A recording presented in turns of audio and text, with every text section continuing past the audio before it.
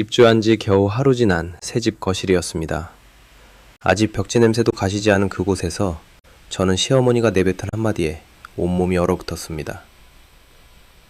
지수야, 여기 집 말이야. 당분간 방 한 칸만 나한테 좀 내줘야겠어. 커다란 이삿짐 가방 2개를 끌고 불쑥 찾아오신 시어머니였습니다. 수색에 있는 8억짜리 아파트를 팔아 큰아들 코인빚 5억을 갚아주시고 남은 3억마저 큰아들 사업자금으로 다 퍼주신 뒤였죠. 이제 빈손이 되신 시어머니가 저희에 들어와 사겠다고 하시네요. 너희 결혼할 때 3천만 원 보탰잖아. 그게 이 집 지분이야. 방 하나쯤은 내가 써야지. 제 손이 떨렸습니다. 눈물이 핀 돌았습니다. 그 3천만 원 때문에 8년 동안 제가 감당한 게 얼마인데요. 매달 생활비, 병원비, 당뇨 식단, 명절 때마다 바친 돈과 시간과 노동을 어머니는 모두 당연한 효도라고 생각하셨습니다. 어머님, 하지만은 무슨, 네 시어머니를 길바닥에 내쫓을 거야? 남편 진우는 제 옆에서 고개를 숙인 채 아무 말도 하지 못했습니다. 그저 입술만 파르르 떨고 있었죠. 그날 저는 알았습니다. 8년 동안 악착같이 모아 마련한 이 집이 사실은 제 집이 아니라는 걸. 제가 8년 동안 참아온 모든 순간이 한순간에 무너질 수 있다는 걸. 하지만 그들은 몰랐습니다. 제가 어떤 사람인지를. 참고 참던 며느리가 폭발하면 어떻게 되는지를요. 여러분의 구독, 좋아요는 더 많은 사연을 만드는 힘이 됩니다. 안녕하세요. 저는 한지수라고 합니다. 초가을 오후의 햇살이 거실 창문을 통해 쏟아져 들어왔습니다. 저는 그날을 지금도 생생하게 기억합니다. 경기도 고양시 신축 아파트 34평짜리 우리 부부만의 보금자리였죠. 8년이라는 시간 동안 악착같이 모은 돈으로 마련한 첫 집이었습니다. 남편 진우가 현관 도어락 비밀번호를 바꾸며 환하게 웃었습니다. 제 생일 내 자리로요. 그 순간만큼은 정말 행복했습니다. 이제 우리만의 공간이 생겼다는 것, 누구 눈치 보지 않고 살 수 있다는 것이 꿈만 같았거든요. 여보, 우리 이제 진짜 시작이네. 진우의 말에 저도 고개를 끄덕였습니다. 월세방에서 투룸으로, 투룸에서 빌라로 그렇게 조금씩 올라온 계단이었습니다. 중견 식품회사 물류관리팀 대리로 일하는 제 월급과 대기업 설비관리 과장인 남편 월급을 합쳐도 빠듯했지만 우리는 해냈습니다. 안방 창문을 열자 시원한 바람이 들어왔습니다. 아직 벽지 냄새가 가시지 않은 새집 특유의 공기가 코끝을 자극했죠. 저는 그 순간 눈물이 날 것 같았습니다. 행복한 눈물이요. 이제야 제대로 된 집에서 살 수 있다는 안도감이 몰려왔습니다. 그런데 저녁 6시쯤이었을까요? 초인종이 울렸습니다. 누구지? 진우가 인터폰을 확인하더니 얼굴이 굳어졌습니다. 화면 속에는 시어머니 박금선 여사께서 서 계셨습니다. 그것도 커다란 이삿짐 가방 2개를 양손에 들고 계셨어요. 어머니? 진우가 황급히 현관문을 열었습니다. 73세의 시어머니는 숨을 헐떡이며 안으로 들어오셨습니다. 당뇨병 때문에 평소에도 쉽게 지치시는 분이었는데 그날따라 더 기운이 없어 보이셨죠. 어머님, 갑자기 이게 무슨... 제가 말을 채 잇기도 전에 시어머니가 거실로 성큼성큼 들어오셨습니다. 가방을 바닥에 내려놓으시더니 주위를 둘러보기 시작하셨어요. 마치 부동산 중개인이 집을 평가하듯이요. 아이고, 깔끔하네. 역시 새 아파트는 다르구나. 어머니, 먼저 앉으세요. 무슨 일이세요? 진우가 소파를 권했지만 시어머니는 듣지 않으셨습니다.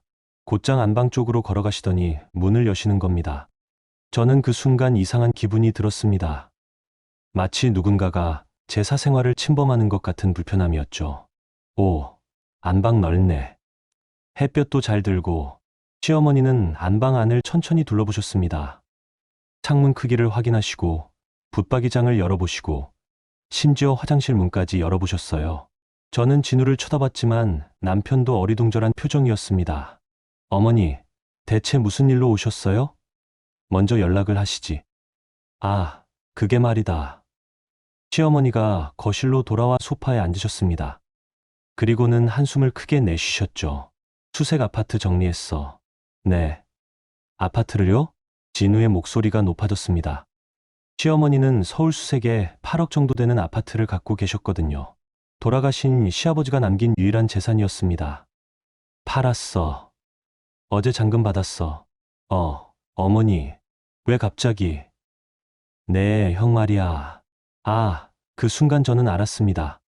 또 진철 아주버님 때문이구나.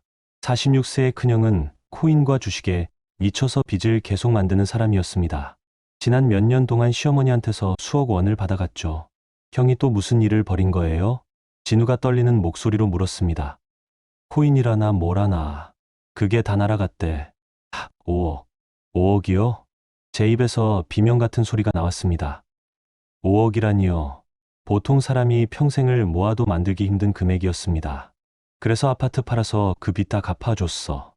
남은 돈은 3억쯤 되는데 그것도 내 형한테 다 줬어. 네. 남은 돈까지요? 그래. 내 형이 그러더라. 작은 사업이라도 다시 시작해서 번듯하게 성공해보겠다고. 어미가 아들 성공하는 거 도와주는 게 뭐가 잘못이냐. 저는 그 말을 듣고 현기증이 났습니다. 8억짜리 아파트를 팔아서 5억은 큰아들 빚 갚는 데 쓰고 남은 3억까지 큰아들한테 다 줘버렸다니요. 시어머니는 이제 완전히 빈손이 되신 겁니다. 그런데 더 충격적인 말이 이어졌습니다. 그래서 말인데 당분간 여기서 나 좀 재워줘야겠어. 네, 갈 데가 없잖아. 내 형네는 전셋집이고 형수가 나를 별로 안 좋아하거든. 그러니까 너희가 나를 모셔야지. 시어머니는 너무나 당연하다는 듯이 말씀하셨습니다. 마치 이미 결정된 사실을 통보하듯이요. 저는 입이 떡 벌어졌습니다. 입주한 지 하루도 안 된 새 집에 그것도 아무 상의도 없이 들어와서 살겠다고 하시다니요. 게다가 8억짜리 아파트를 팔아서 큰아들한테 다 퍼주고 빈손으로 오셨으면서 마치 우리가 당연히 모셔야 한다는 식으로 말씀하시는 겁니다. 어머니, 그게 진우가 말을 꺼내려 했지만 시어머니가 손을 흔들며 막으셨습니다. 됐어. 됐어. 너희도 힘들다는 거 안다. 하지만 내 어미를 길바닥에 내쫓을 순 없잖아. 안 그러냐? 그 말에 진우는 입을 다물었습니다. 저도 할 말을 잃었죠. 길바닥이라니요. 본인이 8억짜리 아파트를 팔아서 큰아들한테 다 퍼주셨으면서 이제 와서 막내 부부한테 의지하겠다고 하시는 겁니다. 시어머니는 자리에서 일어나시더니 다시 안방으로 향하셨습니다. 내 집 안방에 넣어도 되지? 여기가 제일 넓으니까. 어머니. 아이고, 허리야. 지수야, 이거 좀 들어다 줘. 시어머니는 무거운 가방을 가리키며 저를 불렀습니다. 저는 멍하니 서 있다가 어쩔 수 없이 가방을 들었습니다. 새 집의 첫날, 제가 꿈꿨던 행복한 순간은 그렇게 산산조각 났습니다. 안방에 시어머니 짐을 들여놓으면서 저는 가슴이 답답해졌습니다. 아까까지만 해도 제 공간이었던 안방이 이제는 남의 것처럼 느껴졌거든요. 시어머니는 옷장을 열어보시고 서랍을 열어보시고 침대 쿠션을 만져보시며 이것저것 확인하셨습니다. 침대가 좀 딱딱하네. 뭐, 괜찮아. 적응하면 되지. 그 말을 들으며 저는 깨달았습니다. 시어머니는 진짜로 여기서 사실 생각이구나. 잠깐 머물다 가시는 게 아니라 아예 놀러 앉으실 생각이구나. 거실로 돌아온 저는 진우를 쳐다봤습니다. 남편도 난처한 표정이었죠. 하지만 진우는 제 눈을 제대로 마주치지 못했습니다. 그 순간 저는 알았습니다. 남편도 어쩔 수 없다고 생각하고 있구나. 어머니를 거절할 수 없다고 여기고 있구나. 지수야, 내일 아침 뭐 해줄 거야? 나 당뇨 있어서 함부로 못 먹거든. 밥도 잡곡으로 해야 하고 국도 싱겁게 끓여야 하고. 시어머니는 벌써부터 식단 이야기를 꺼내셨습니다. 저는 그날 밤 잠을 이룰 수 없었습니다. 작은 방 침대에 누워서 천장을 바라보며 생각했죠. 8년 동안 꾹꾹 눌러 담으며 살았는데 이제 새 출발을 하려던 순간에 또다시 똑같은 삶이 시작되는구나. 제 인생은 언제쯤 진짜 제 것이 될까요? 그날 밤 새 집의 첫날은 그렇게 씁쓸하게 저물었습니다. 다음 날 아침 저는 6시에 일어났습니다. 시어머니가 주무시는 안방 문을 지나쳐 부엌으로 향했죠. 평소라면 7시에 일어나는데 그날은 왠지 일찍 준비를 해야 할 것 같았습니다. 시어머니 식사를 챙겨야 했으니까요. 냉장고를 열어보니 장을 보지 않은 상태였습니다. 입주 첫날이라 식재료가 거의 없었죠. 저는 급하게 편의점으로 달려가 두부, 계란, 시금치, 잡곡밥을 샀습니다. 당뇨 환자용 식단을 만들려면 최소한 이 정도는 있어야 했거든요. 부엌에서 국을 끓이고 계란찜을 만드는데 안방 문이 열렸습니다. 시어머니가 나오셨어요. 일찍 일어났네. 나 때문에 고생이 많구나. 고생이라는 말이 위로처럼 들리지 않았습니다. 오히려 내가 여기 있으니까 네가 이렇게 해야지 같은 느낌이었죠. 아니에요, 어머님. 식사 곧 준비될 거예요. 그래, 고맙다. 근데 국간은 어떻게 했어? 당뇨 있으면 싱겁게 먹어야 하거든. 네, 거의 안 넣었어요. 거의? 아예 안 넣어야지. 나중에 내가 맛보고 싱거우면 그때 소금 조금씩 넣을게. 저는 속으로 한숨을 쉬었습니다. 이제 시작이구나. 식사 준비부터 일일이 간섭받는 생활이 시작됐구나. 진우가 일어나서 식탁에 앉았을 때는 이미 밥상이 차려져 있었습니다. 시어머니는 제가 차린 반찬들을 하나하나 살피시더니 고개를 끄덕이셨어요. 응, 정성스럽게 했네. 역시 우리 며느리는 살림 솜씨가 좋아. 칭찬처럼 들렸지만 저는 기분이 좋지 않았습니다. 마치 제가 시험을 통과했다는 듯한 말투였거든요. 식사를 하던 중 시어머니가 갑자기 말씀하셨습니다. 그런데 말이야, 지수야. 네, 어머님. 너희 결혼할 때 내가 3천만 원 보탰잖아. 그 순간 제 손이 멈췄습니다. 8년 전 일이었습니다. 저희가 전세집을 구할 때 시어머니가 3천만 원을 보태주셨죠. 그때 정말 감사했습니다. 하지만 그 뒤로 시어머니는 그 돈을 끊임없이 상기시키셨습니다. 네, 기억하고 있어요. 그 돈이 있었으니까 너희가 여기까지 올 수 있었던 거야. 안 그래? 네. 그러니까 말인데, 이 집에도 내 지분이 있는 거나 마찬가지지. 숟가락을 들고 있던 진우의 손이 떨렸습니다.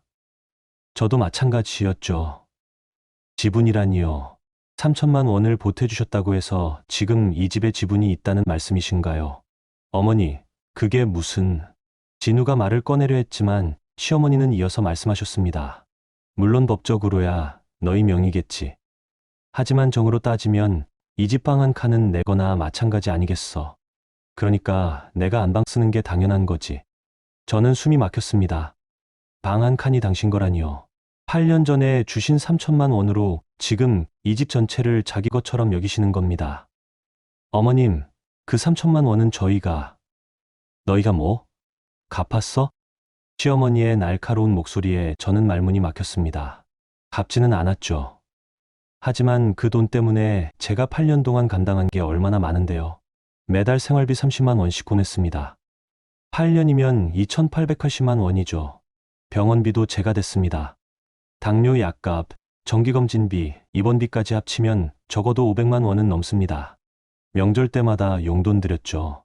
설, 추석, 어버이날 생신.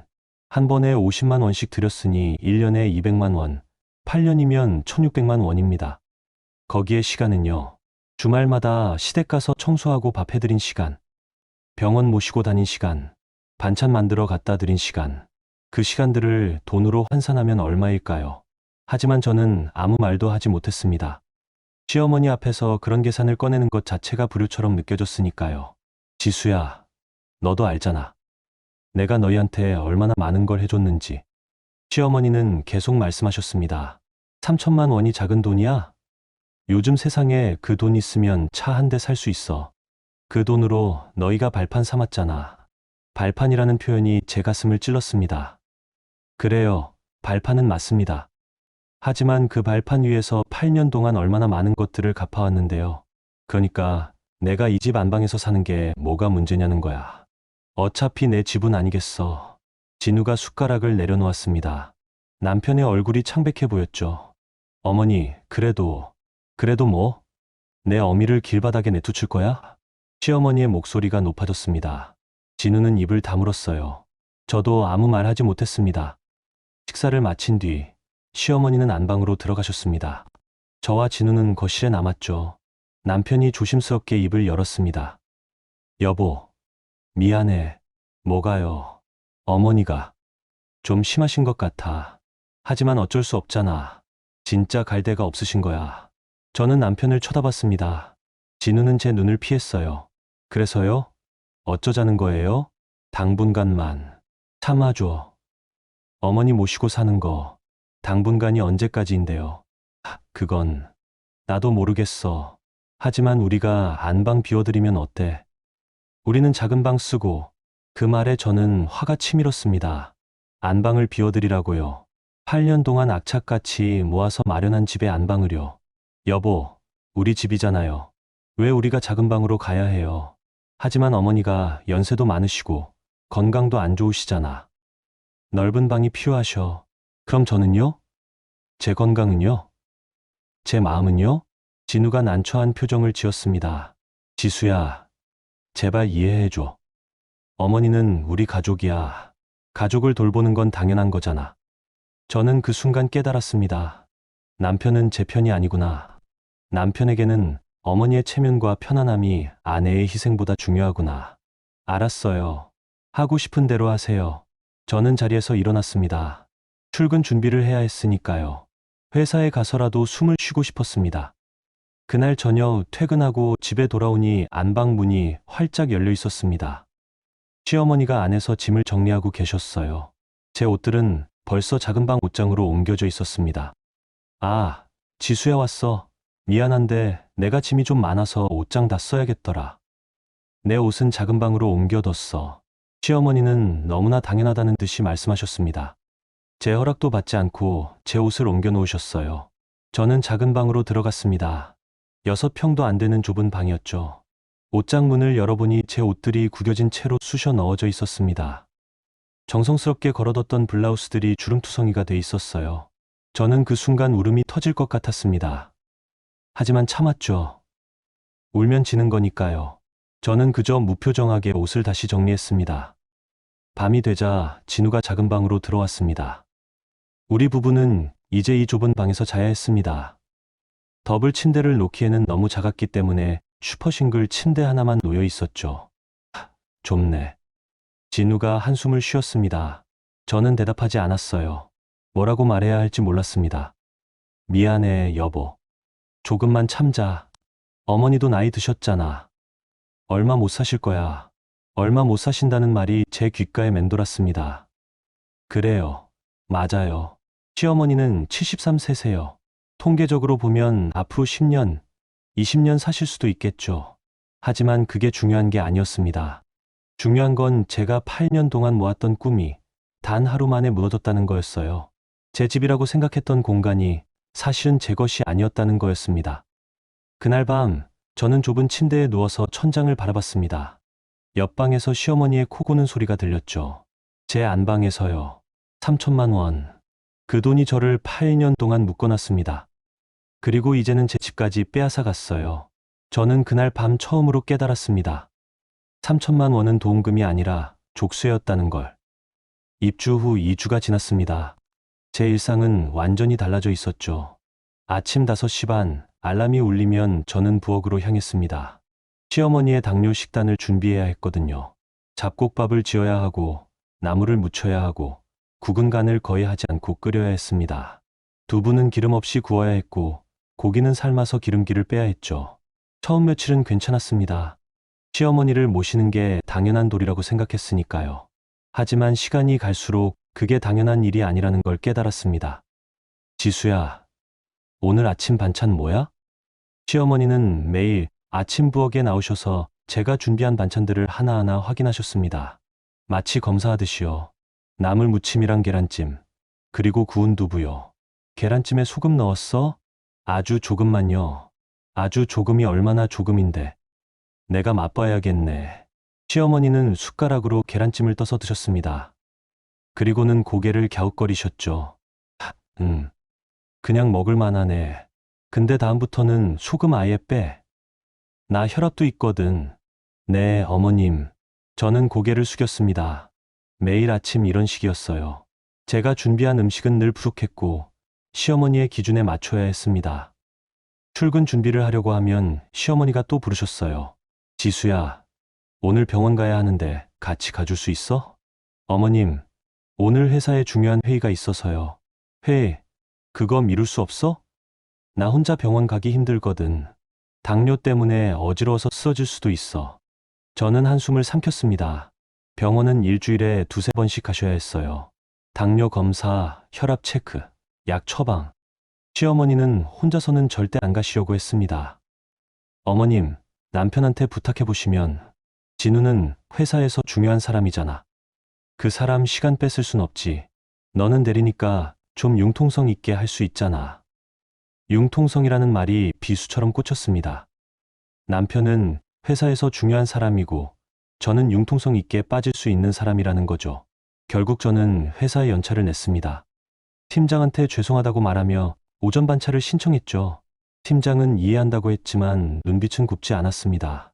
제가 최근 들어 조퇴와 반차를 자주 쓰고 있었으니까요. 병원은 집에서 30분 거리였습니다. 택시를 타고 가야 했죠. 시어머니는 대중교통을 타면 어지럽다며 택시만 고집하셨거든요. 아이고, 힘들어. 나이 먹으니 몸이 말을 안 듣네. 시어머니는 택시 뒷좌석에 앉으시며 한숨을 쉬셨습니다.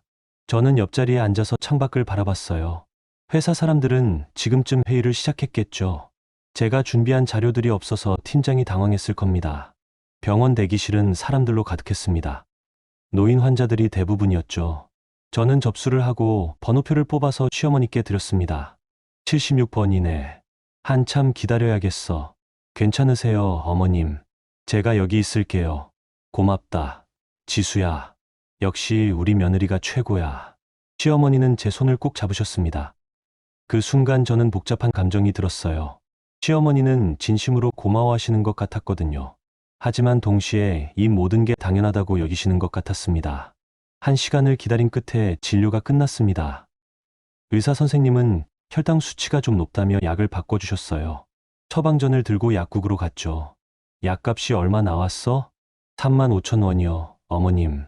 아이고, 비싸네. 그래도 어쩔 수 없지. 건강이 제일이니까. 저는 제 카드로 약값을 계산했습니다.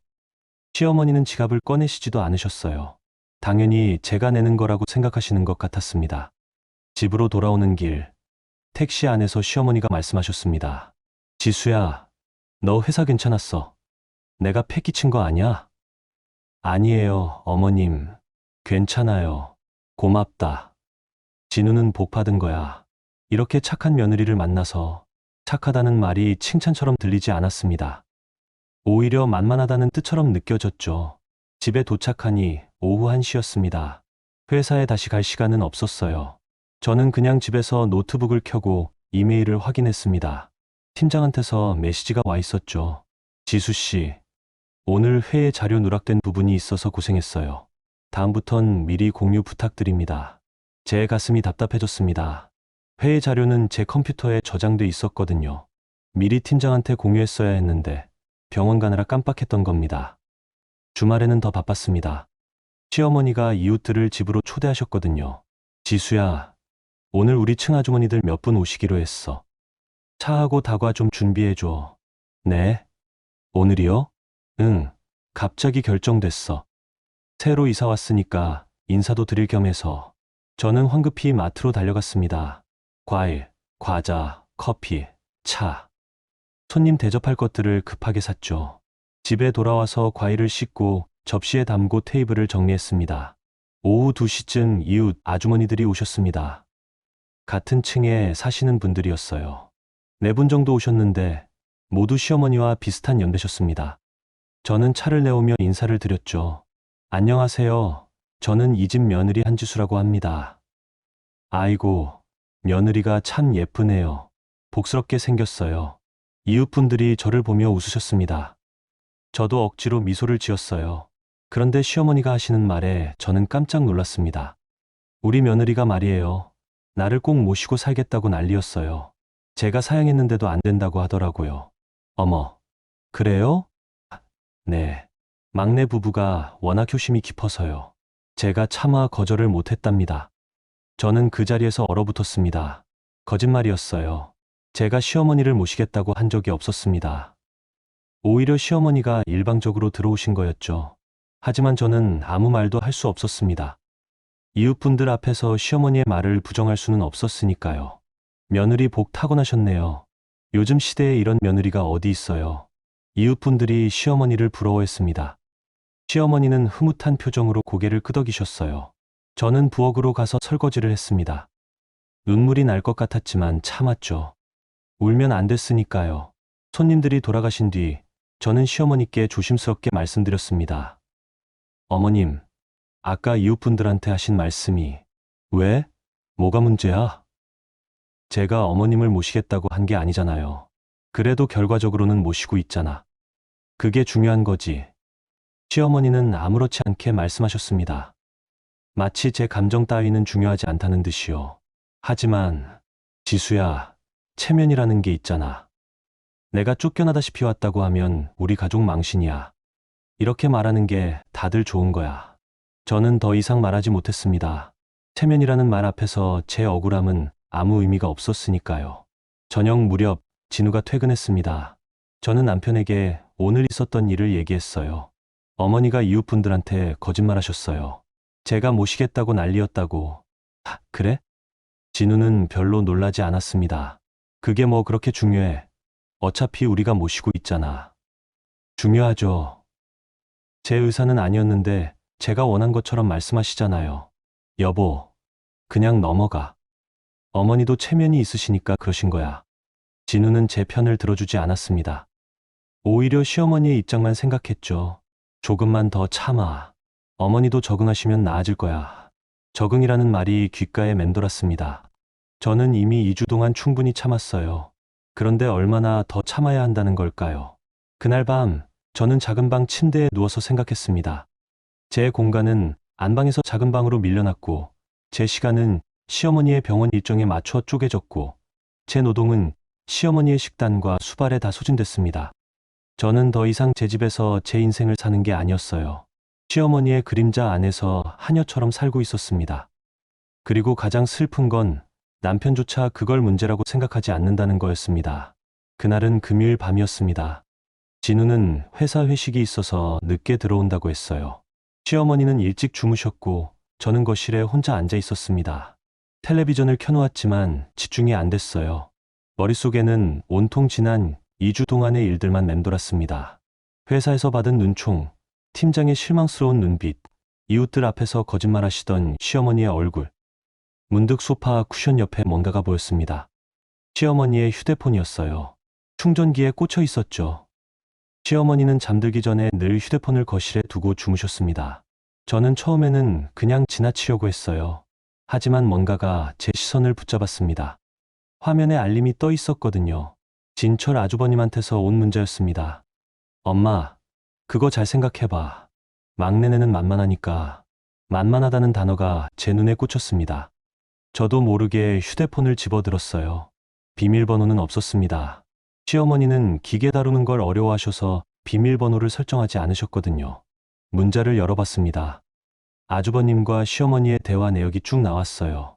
엄마, 막내네 집 어때? 괜찮아? 응, 괜찮아. 안방 넓고 좋더라.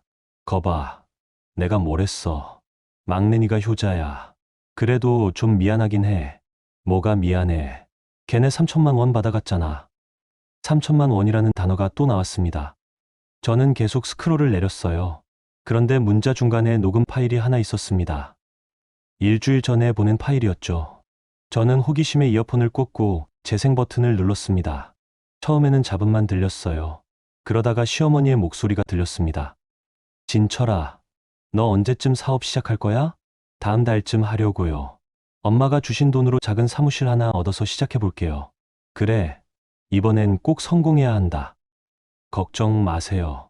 이번엔 확실한 아이템이 있어요. 근데 넌 여기서 안 살래? 막내네 집방 하나 더 있잖아. 아니요, 괜찮아요. 저는 제 집에서 살게요. 그래? 그럼 어쩔 수 없지. 잠시 침묵이 흘렀습니다. 그리고 시어머니가 다시 말씀하셨어요. 진철아, 엄마가 너한테 미안해. 왜요? 갑자기. 내 사업돈 대주느라 아파트까지 팔았잖아. 근데 엄마가 이제 막내네한테 얹혀 살게 됐으니. 무슨 소리예요? 막내네는 순하고 만만하니까 엄마 모시는 거 당연하게 생각할 거예요. 그 순간 저는 숨이 멎었습니다. 순하고 만만하다니요. 그래도 엄마, 걱정 마세요. 막내는 원래 착해요. 재수 씨도 참을성 많고요. 거기서 등 따숩게 자다가 죽으시면 되죠. 등 따숩게 자다가 죽는다. 그 말이 제 귓가에 쟁쟁 울렸습니다. 그렇게 말하니까 좀 그렇긴 한데 사실이잖아요. 막내네는 만만해요. 엄마가 뭐라고 해도 절대 반항 안 해요. 특히 재수 씨는 더 하고요. 그러니까 편하게 계세요. 진철아, 근데 혹시 막내가 나중에 뭐요? 돈 달라고 하면 안 준다고 하면 되죠. 엄마가 나한테 다 주셨잖아요. 막내한테 줄 거 없어요. 그래도 막내도 내 아들인데. 엄마, 정신 차리세요. 큰아들이 성공해야 집안이 일어서는 거예요. 막내는 그냥 월급쟁이잖아요. 저는 사업가가 될 거고요. 엄마 돈은 다 제가 쓰는 게 맞아요. 알았어. 그래도 막내한테는 좀 미안하네. 미안하긴요. 막내는 착하니까 알아서 효도할 거예요. 엄마는 편하게 모셔지면서 거기서 노후 보내시면 돼요. 제 사업 잘 되면 나중에 엄마 모시러 올게요. 녹음이 끝났습니다. 저는 이어폰을 빼지도 못한 채 그대로 얼어붙었습니다. 손이 덜덜 떨렸어요. 가슴이 터질 것 같았습니다. 만만하다. 순하다. 등 따숩게 자다 죽으면 된다. 제가 8년 동안 헌신한 것들이, 제가 회사를 조퇴하고 반차 내며 모신 시간들이, 제가 안방을 내주고 작은 방에서 잠든 밤들이 모두 만만한 며느리라는 계산 아래 있었던 겁니다. 시어머니는 제게 미안해하는 척하셨지만 결국 큰아들 편만 드셨어요. 큰아들이 성공해야 집안이 일어선다고 생각하시는 거죠. 막내와 막내의 며느리는 그저 이용하기 편한 도구였던 겁니다. 저는 휴대폰을 내려놓으려다가 멈췄습니다. 녹음 파일을 제 휴대폰으로 옮겨야겠다는 생각이 들었거든요. 이건 증거였으니까요. 블루투스로 파일을 전송했습니다.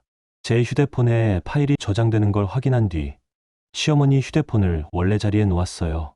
그리고 소파에 앉아서 멍하니 텔레비전을 바라봤습니다. 화면에서 누군가 웃고 있었지만 저는 아무것도 들리지 않았어요. 귓가에는 여전히 그 목소리만 맴돌았습니다. 막내네는 순하고 만만하니까. 1시간쯤 지났을까요? 현관문이 열렸습니다. 진우가 술 냄새를 풍기며 들어왔어요. 여보, 아직 안 잤어? 응. 저는 짧게 대답했습니다.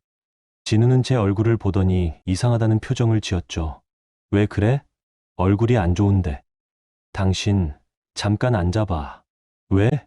무슨 일 있어? 저는 제 휴대폰을 꺼내서 녹음 파일을 재생했습니다.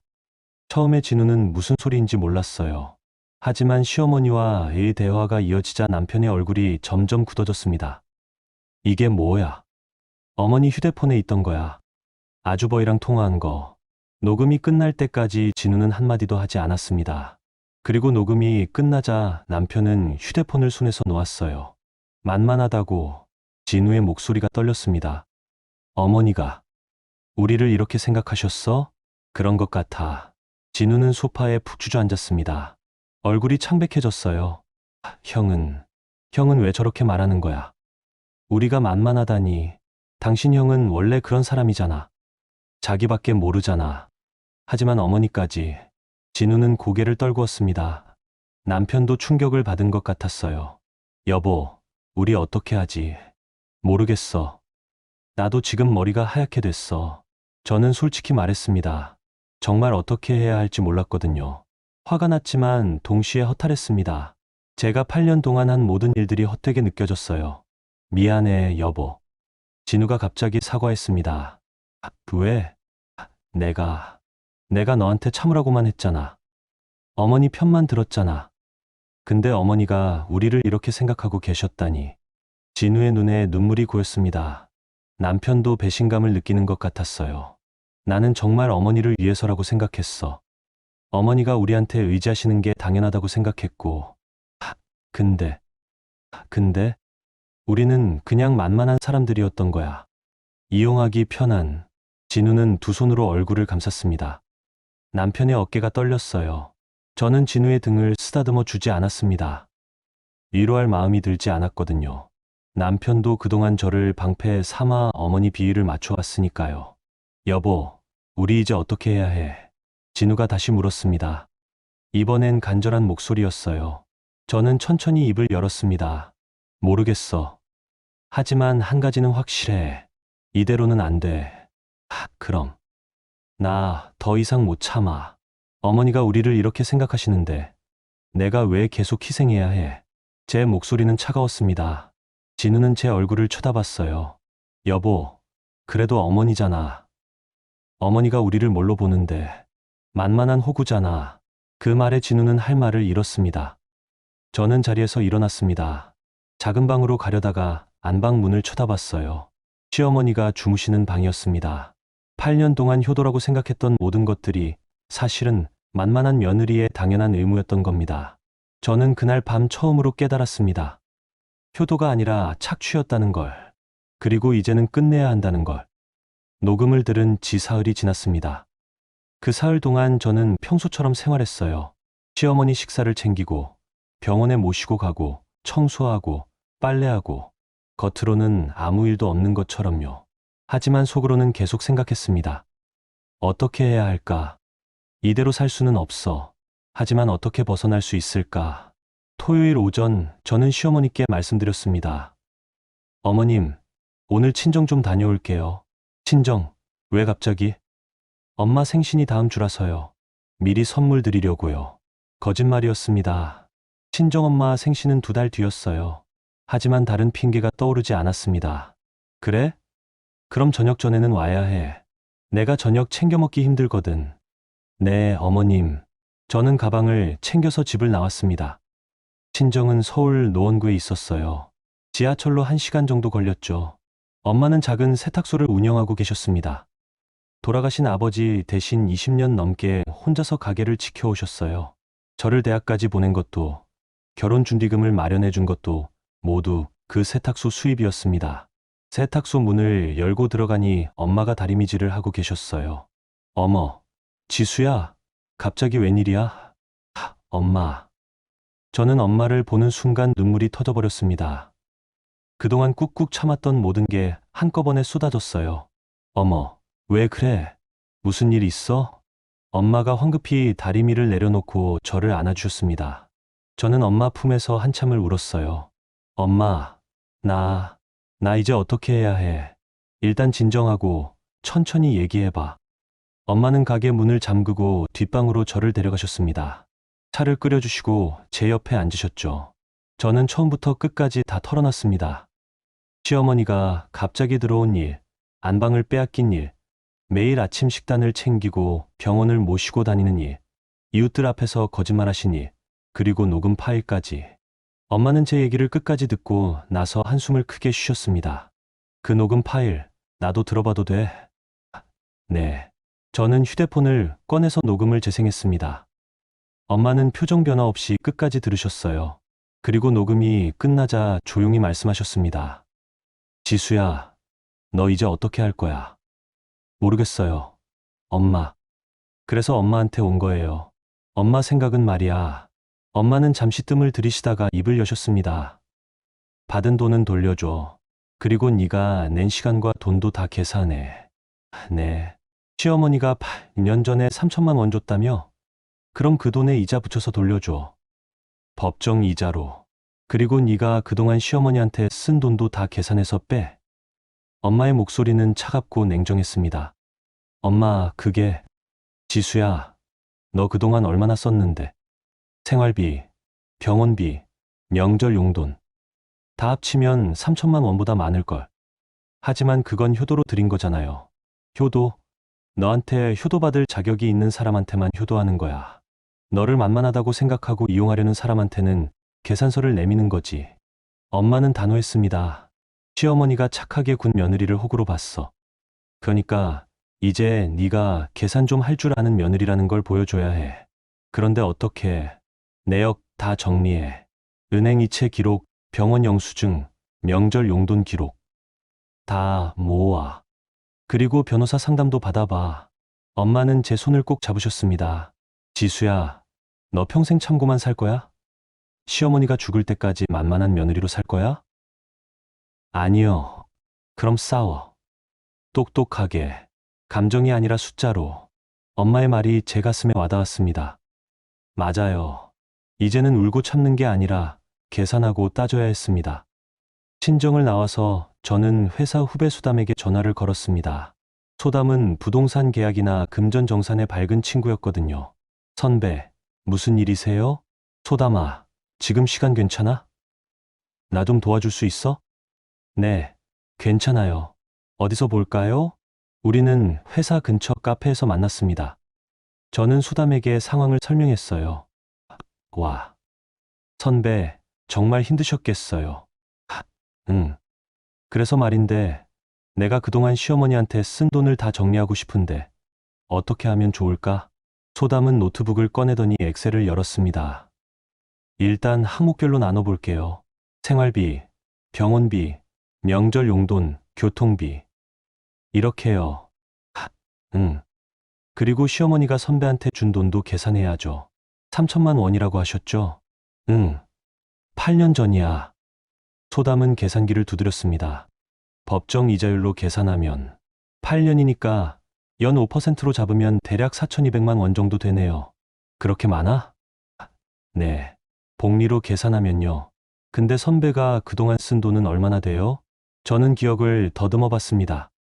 매달 생활비 30만 원씩 8년이면 2,880만 원. 병원비는 대충 500만 원 정도? 명절 용돈이 1년에 200만 원씩이니까 1,600만 원. 소담이 엑셀에 숫자를 입력하기 시작했습니다. 여기에 교통비, 반찬값, 기타 비용까지 합치면 얼마나 돼? 대략 5천만 원 정도 되는 것 같은데요. 5천만 원? 저는 깜짝 놀랐습니다. 제가 8년 동안 5천만 원이나 쓴 거예요. 그럼 시어머니가 준 돈이 4,200만 원이고 선배가 쓴 돈이 5천만 원이니까 선배가 800만 원 더 쓴 거네요. 그럼 시어머니가 저한테 800만 원을 줘야 한다는 거야? 이론적으로는 그렇죠.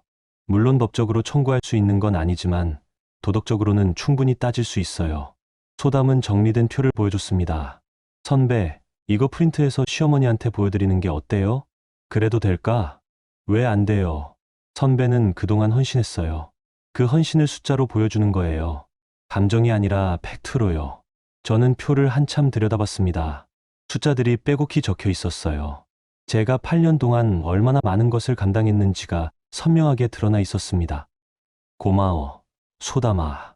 아니에요, 선배. 힘내세요. 저는 카페를 나와서 다시 친정으로 갔습니다. 엄마한테 정산표를 보여드렸어요. 어머, 네가 이렇게 많이 썼구나. 네, 저도 몰랐어요. 이제 알았으니 됐어. 이거 들고 시어머니한테 가서 얘기해. 근데 엄마, 시어머니가 인정 안 하시면 어떡해요? 인정 안 해도 상관없어. 중요한 건 네가 더 이상 만만한 사람이 아니라는 걸 보여주는 거야. 엄마는 제 어깨를 토닥여 주셨습니다. 지수야, 너는 착하지만 바보는 아니잖아. 이제는 똑똑하게 싸워야 해. 저는 고개를 끄덕였습니다. 맞아요. 저는 바보가 아니에요. 숫자에 강하고 생활력도 있어요. 그동안은 참고 넘어갔지만 이제는 달라져야 했습니다. 집으로 돌아오는 길, 저는 가방 속에 정산표를 넣고 다짐했습니다. 울음으로 호소하지 않겠어. 계산으로 맞서겠어. 더 이상 만만한 며느리가 아니라 똑똑한 여자가 되겠어. 그날 밤, 저는 정산표를 책상 서랍에 넣어뒀습니다. 언젠가 그 서류를 꺼내들 날이 올 거예요. 그리고 그날이 멀지 않았다는 걸 저는 느낄 수 있었습니다. 진철 아주버님이 집에 찾아온 건 그 다음 주 일요일이었습니다. 점심때쯤이었죠. 초인종이 울리더니 아주버님이 환한 얼굴로 들어왔어요. 어머니, 오랜만에 왔습니다. 어머, 진철아, 갑자기 웬일이야? 시어머니는 반가워하셨습니다. 아주버님은 과일 바구니를 들고 왔더군요. 하지만 저는 알고 있었어요. 아주버님이 그냥 인사차 온 게 아니라는 거요. 어머니, 얼굴 좋아 보이네요. 막내니가 잘 모시나 봐요. 그럼 우리 며느리가 얼마나 잘하는데. 시어머니는 저를 칭찬하셨지만 저는 기분이 좋지 않았습니다. 얼마 전 녹음에서 만만하다고 했던 그 입으로 지금은 칭찬을 하시니까요. 아주버님은 소파에 앉아서 거실을 둘러봤습니다. 와, 신축 아파트라 그런지 정말 깔끔하네요. 막내가 복 받았어요. 형님, 오랜만이에요. 진우가 어색하게 인사했습니다. 진우도 형한테 불편한 감정이 있는 것 같았어요. 녹음을 들은 이후로는요. 점심을 함께 먹었습니다. 제가 준비한 음식이었죠. 아주버님은 맛있다며 계속 칭찬했어요. 재수씨, 요리 솜씨가 좋으시네요. 감사합니다. 저는 짧게 대답했습니다. 더 이상 말을 붙이고 싶지 않았거든요. 식사를 마치고 거실에 앉았을 때 아주버님이 본론을 꺼냈습니다. 그런데 말입니다, 어머니. 왜? 제가 사업을 시작하려고 하는데 초기 자금이 좀 더 필요하거든요. 시어머니의 얼굴이 굳어졌습니다. 진철아, 엄마가 이미 3억을 줬잖아. 알아요. 근데 생각보다 돈이 많이 들어가서요. 사무실 보증금, 인테리어, 직원 인건비. 그래서 말인데, 막내네 집을 담보로 대출을 좀 받아주시면 안 될까요? 그 순간 거실에 정적이 흘렀습니다. 진우는 포크를 떨어뜨렸고, 저는 눈을 크게 떴어요. 담보 대출이라니요. 우리 집을요. 형님, 지금 무슨 말씀을? 진우가 떨리는 목소리로 물었습니다. 아, 걱정 마세요. 제 사업 잘 되면 바로 갚을 거예요. 1년만 빌려주시면 돼요. 형님, 이 집은 저희 명의예요. 어머니 집이 아니고요. 알아. 근데 어머니가 3천만 원 보태주셨잖아. 그게 지분 아니야? 아주버님은 빙긋 웃으며 말했습니다. 시어머니가 했던 말을 그대로 따라하는 거였죠. 지분은 무슨 지분이에요. 그건 도와주신 거지 투자하신 게 아니잖아요. 그래도 가족끼리 서로 기대는 거잖아. 형제끼리 도와지. 아주버님은 뻔뻔하게 말했습니다. 저는 그 순간 화가 치밀었어요. 형님, 도움은 서로 주고받는 거예요. 형님은 저희한테 뭘 해주신 적 있으세요? 제가 끼어들자 아주버님이 저를 쳐다봤습니다. 재수 씨, 가족끼리 따지고 들면 안 되죠. 가족이라고 무조건 퍼주는 게 아니에요. 재수 씨 좀 냉정하시네요. 가족이 어려우면 도와야죠. 어려운 건 형님이 스스로 만든 거잖아요. 코인 투자하다가 빚진 것도 사업 실패한 것도 다 형님 선택이에요. 제 목소리가 높아졌습니다. 저는 더 이상 참을 수 없었어요. 지수야. 시어머니가 제 이름을 불렀습니다. 날카로운 목소리였죠. 진철이는 장남이야. 그렇게 말하는 게 아니야. 어머님, 하지만 가족끼리 서로 기대는 게 뭐가 문제냐. 장남이 사업 잘 되면 너희한테도 좋잖아. 어떻게 좋은데요? 저는 반문했습니다. 진철이가 성공하면 우리 집안이 일어서는 거야. 장남이 성공해야 집안이 빛나는 거지. 시어머니는 녹음해서 했던 말을 그대로 하셨어요. 저는 그 순간 확신했습니다. 시어머니는 정말로 큰아들만 생각하신다는 거요. 어머님, 저희 집은 담보 못 잡아드려요. 진우가 단호하게 말했습니다. 시어머니가 놀란 표정을 지으셨죠. 진우야, 네가 지금 뭐라고 한 거야? 어머니, 이 집은 저와 지수가 8년 동안 악착같이 모아서 마련한 집이에요. 담보로 잡을 수 없어요. 네, 형 사업 돕는 게 그렇게 싫어? 싫은 게 아니라 못하는 거예요. 형님 사업이 잘 될지 안 될지도 모르는데 우리 집을 걸 순 없어요. 진우의 목소리는 떨렸지만 확고했습니다. 저는 놀랐어요. 남편이 이렇게 단호하게 말하는 걸 처음 봤거든요. 진우야, 너 지금 내 어미 말을 거역하는 거야? 어머니, 이건 거역이 아니에요. 상식이에요. 상식. 가족이 어려우면 돕는 게 상식 아니야? 어머니가 형님한테 이미 8억을 주셨잖아요. 그것도 모자라요? 진우가 목소리를 높였습니다. 아주버님은 불편한 표정을 지었죠. 야, 막내야. 그게 무슨 말이야. 어머니가 주신 건 내 빚 갚는데 다 썼어. 그러니까요. 형님이 빚을 만든 거잖아요. 그 빚을 갚아드린 것만으로도 충분해요. 너 지금 형한테 대드는 거야? 대드는 게 아니라 사실을 말하는 거예요. 형제가 팽팽하게 대립했습니다. 시어머니는 답답하다는 듯이 한숨을 쉬셨어요. 진우야, 네가 언제부터 이렇게 냉정했어? 형제끼리 돕고 사는 게 그렇게 어려워. 어머니, 저희도 힘들어요. 8년 동안 악착같이 모아서 겨우 집 한 채 마련했어요. 그걸 담보로 잡으면 저희는 어떻게 돼요? 너희는 점잖아. 다시 모으면 되지. 시어머니의 말에 저는 기가 막혔습니다. 다시 모으면 된다고요. 우리 인생은 뭐가 되는 건데요? 어머님, 그럼 저희는 뭐예요?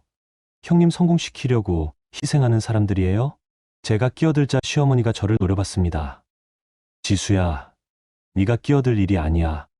제 집인데 왜 제가 끼어들면 안 돼요? 이건 우리 가족 문제야. 저도 가족이에요, 어머님. 저는 더 이상 물러서지 않았습니다. 가족이면 서로 도와야죠. 왜 저희만 일방적으로 희생해야 해요? 희생이 아니라 가족애야. 가족에는 서로 주고받는 거예요. 형님은 저희한테 뭘 해주셨어요? 어머님은 저희한테 뭘 해주셨어요? 제 목소리가 커졌습니다. 아주버님이 황당하다는 표정을 지었죠. 재수씨, 지금 계산하자는 거예요? 네, 계산하죠. 저는 자리에서 일어나 서재로 갔습니다. 그리고 정산표가 든 봉투를 꺼내왔어요. 이게 뭔데? 아주버님이 물었습니다. 8년 동안 제가 어머님께 쓴 돈 내역이에요. 저는 봉투에서 서류를 꺼내 식탁 위에 펼쳤습니다. 엑셀로 깔끔하게 정리된 표가 나왔죠. 시어머니와 아주버님은 서류를 내려다봤습니다. 진우도 처음 보는 거라 놀란 표정이었어요. 어머님이 8년 전에 주신 3천만 원에 법정 이자를 더하면 4,200만 원이에요. 그리고 제가 8년 동안 어머님께 쓴 돈은 생활비, 병원비, 명절 용돈, 교통비, 기타 비용 합쳐서 5천만 원이에요. 차액이 800만 원이에요. 어머님이 저한테 800만 원 더 주셔야 하는 거죠. 시어머니의 얼굴이 새하얗게 변했습니다. 지수야. 너 지금 뭐 하는 거야? 계산하는 거예요. 형님이 가족끼리 따지냐고 하셨잖아요. 네, 따져보니까 어머님이 저한테 800만 원 주셔야 하네요. 아주버님은 할 말을 잃은 표정이었습니다. 진우는 제 손을 잡았어요. 저는 처음으로 느꼈습니다. 숫자가 무기가 될 수 있다는 걸. 계산이 저를 지킬 수 있다는 걸. 그리고 이제는 싸울 준비가 됐다는 걸. 정산표를 본 뒤 거실은 조용해졌습니다. 아주버님은 아무 말도 하지 못했고 시어머니는 창백한 얼굴로 서류를 내려다보셨어요. 어머니, 이제 아시겠죠? 제가 8년 동안 얼마나 많이 드렸는지. 저는 차분하게 말했습니다. 감정을 실지 않으려고 노력했어요. 지수야, 너 이게 무슨 짓이야? 시어머니의 목소리가 떨렸습니다. 무슨 짓이 아니라 계산이에요. 가족끼리 따지면 안 된다고 하셨는데 저는 따져봤어요. 그랬더니 제가 오히려 더 많이 드린 거더라고요. 이 돈은 효도로 준 거잖아. 효도요? 저는 씁쓸하게 웃었습니다. 어머님, 효도는 서로 존중하고 사랑할 때 하는 거예요. 저를 만만하다고 생각하시면서 받으시는 건 효도가 아니에요. 만만하다니, 그게 무슨... 어머님, 저 녹음 들었어요.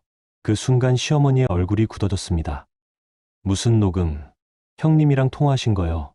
막내네는 순하고 만만하니까 거기서든 따숩게 자다가 죽으련다고 하셨잖아요. 시어머니는 입을 다물었습니다. 아주버님도 당황한 표정이었죠. 어머니, 저는 8년 동안 어머님을 진심으로 모셨어요. 힘들어도 참았고 속상해도 웃었어요. 근데 어머님은 저를 뭘로 보셨어요? 이용하기 편한 도구였잖아요. 지수야, 이제 그만하고 싶어요. 이용당하는 거. 저는 가방에서 돈 봉투를 꺼냈습니다. 미리 준비해둔 거였어요. 여기 4,200만 원 있어요. 어머님이 주신 3천만 원에 이자 1,200만 원 더한 거예요.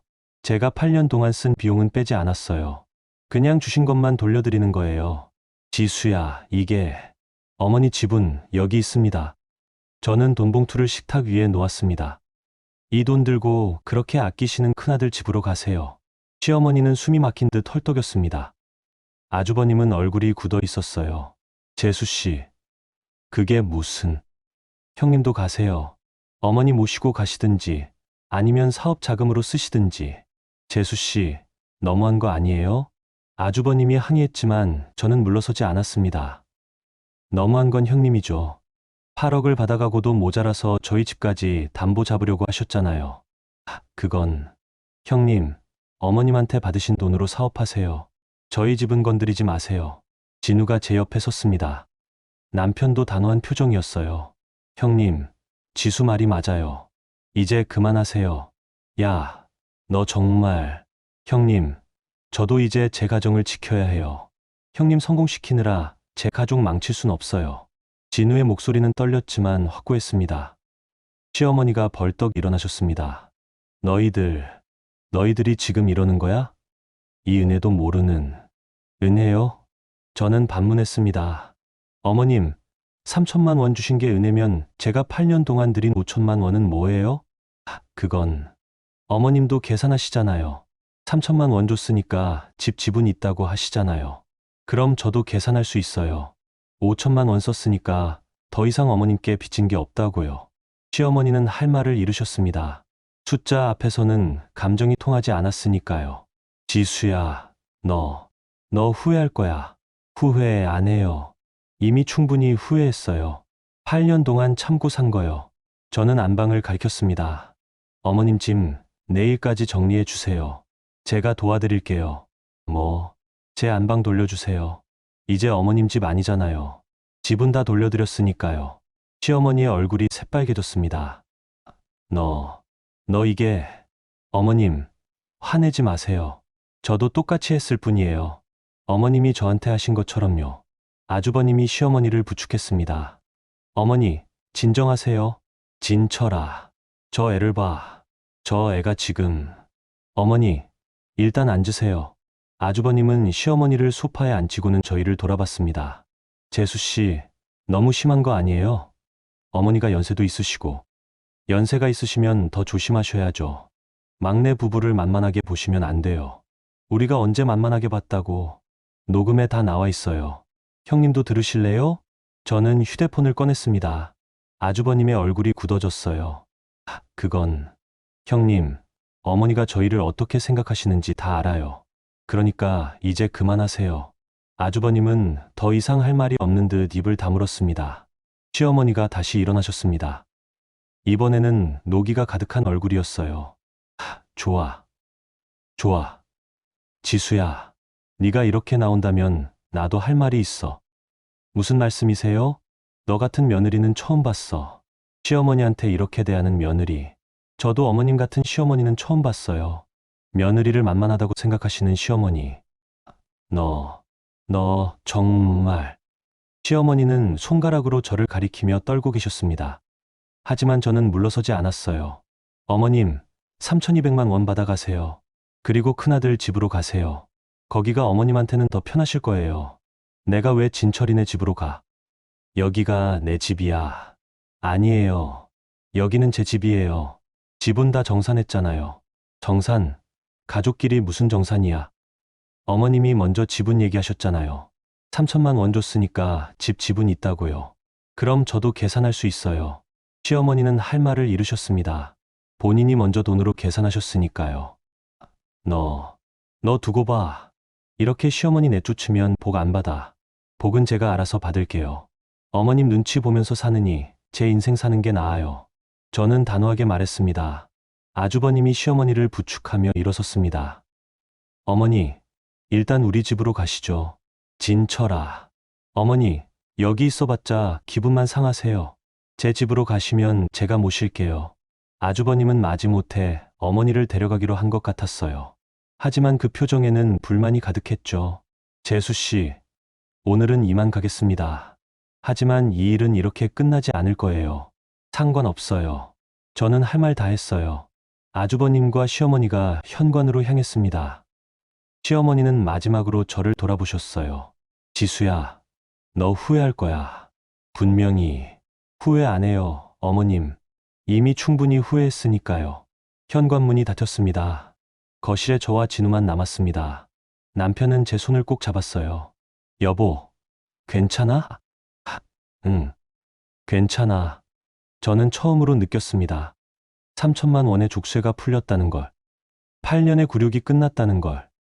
그리고 이제 진짜 제 인생이 시작된다는 걸. 하지만 일은 거기서 끝나지 않았습니다. 그날 밤 10시쯤 현관 초인종이 미친 듯이 울렸습니다. 저와 진우는 깜짝 놀라서 인터폰을 확인했어요. 시어머니와 아주버님이 다시 돌아온 겁니다. 진우야, 문 열어. 시어머니의 고함 소리가 들렸습니다. 진우는 망설이다가 문을 열었어요. 시어머니가 거친 숨을 몰아쉬며 들어오셨습니다. 얼굴이 불그락푸르락했죠. 어머니, 왜 다시 오셨어요? 왜 왔냐고. 내가 왜 내 집에 못 와? 어머니, 여기는 어머니 집이 아니라고 했잖아요. 닥쳐, 이 불효자야. 시어머니는 진우한테 소리를 질렀습니다. 저는 그 순간 놀랐어요. 시어머니가 이렇게 화를 내시는 건 처음 봤거든요. 어머니, 너 같은 자식은 낳지 말 걸 그랬어. 내 형은 그래도 효자인데 너는 이 은혜도 모르는. 어머니, 은혜는 무슨 은혜예요. 저희가 8년 동안 얼마나 드렸는데요. 그게 얼마나 된다고. 3천만 원도 안 되잖아. 어머니, 정산서에 다 나와 있어요. 5천만 원이요. 그런 계산은 필요 없어. 가족끼리 무슨 계산이야. 시어머니는 계속 소리를 질렀습니다. 이웃에서 들릴 정도로 컸어요. 아주버님은 옆에서 난처한 표정을 짓고 있었습니다. 어머니를 말리지도 않고 그렇다고 거들지도 않고요. 어머니, 큰형네 집은 어떻게 됐어요? 진우가 아주버님을 쳐다봤습니다. 형수가 집이 좁다고. 아주버님은 우물쭈물했습니다. 결국 큰형님도 거절한 거였어요. 그래서 다시 여기로 오신 거예요? 어머니가 갈 데가 없잖아. 형님 집은 왜 안 돼요? 어머니가 8억을 형님한테 주셨는데. 그건 형수가 싫어해서. 아주버님은 변명처럼 중얼거렸습니다. 저는 그제야 알았어요. 아주버님도 결국 어머니를 떠맡고 싶지 않은 거죠. 돈만 받아가고요. 아주버님, 비겁하시네요. 제가 말하자 아주버님이 저를 노려봤습니다. 뭐, 어머니한테 8억 받아가시고는 정작 어머니는 모시기 싫으신 거죠? 그게 아니라. 그럼 뭐예요? 어머니 집이 좁다는 핑계 대고 저희한테 떠넘기시는 거잖아요. 아주버님은 할 말을 잃었습니다. 시어머니는 계속 소리를 질렀어요. 진우야, 네가 나를 이렇게 대할 거야? 네가 날 길바닥에 내쫓을 거야? 어머니, 저희가 내쫓는 게 아니에요. 정리하자는 거예요. 정리? 가족을 정리해? 어머니가 먼저 저희를 만만하게 보셨잖아요. 등 따숩게 자다 죽으라고 하셨잖아요. 진우의 목소리가 떨렸습니다. 그건 그냥 한 말이야. 그냥 한 말이 아니에요. 어머니 진심이었잖아요. 큰형만 생각하시고 저희는 이용하기 편한 도구로 보신 거잖아요. 너 정말. 시어머니는 숨을 헐떡이셨습니다. 당뇨 때문인지 얼굴이 창백해지셨어요. 어머니, 조금 진정하세요. 제가 다가가려 했지만 시어머니는 손을 뿌리치셨습니다. 네가 다가오지 마. 너 같은 며느리 처음 봤어. 어머님, 저도 어머님 같은 시어머니는 처음 봤어요. 며느리를 만만하게 보시고 큰아들한테만 퍼주시고 막내 부부는 이용만 하시는 시어머니요. 시어머니의 얼굴이 일그러졌습니다. 너 정말 후회할 거야. 이렇게 시어머니한테 대들면 복 안 받아. 복은 제가 알아서 받을게요. 저는 차갑게 대답했습니다.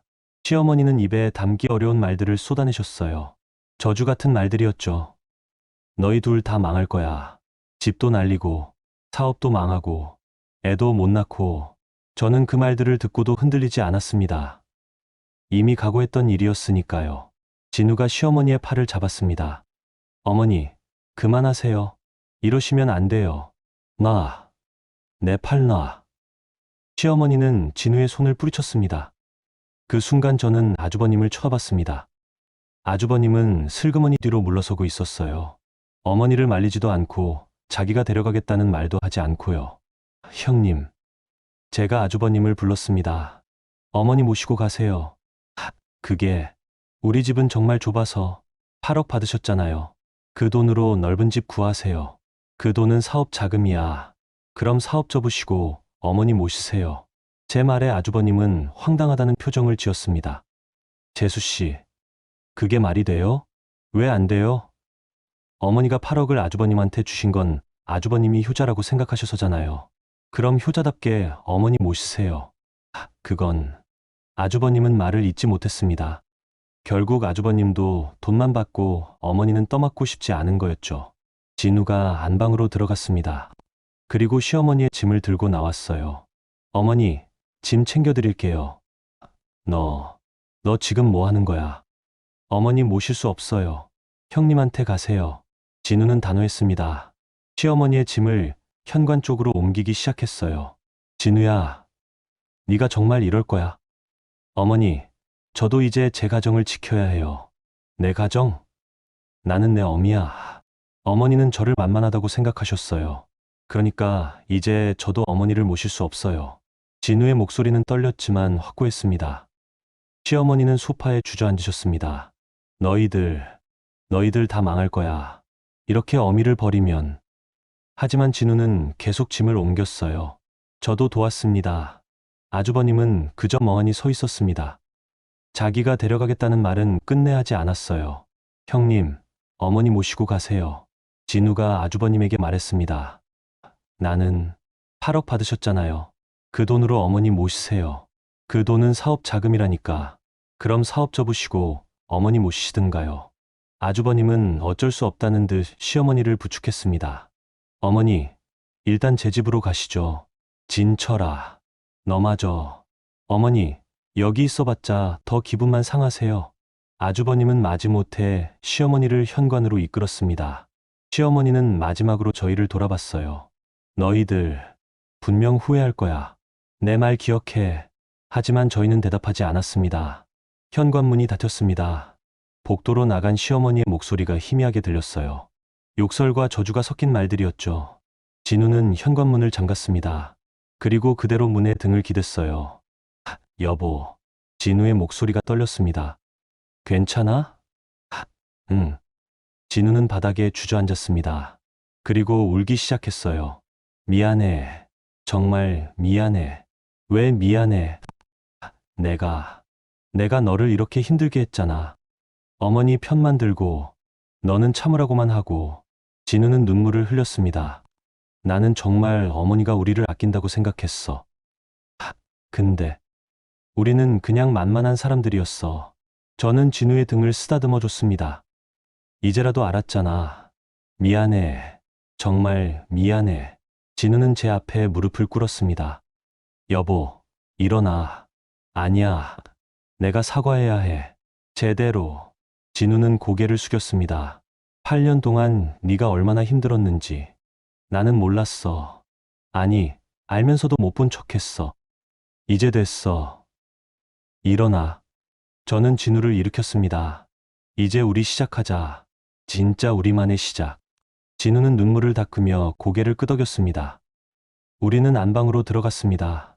시어머니의 짐이 사라진 안방이었어요. 진우가 창문을 활짝 열었습니다. 시원한 바람이 들어왔죠. 여보, 우리 침대 다시 옮기자. 응.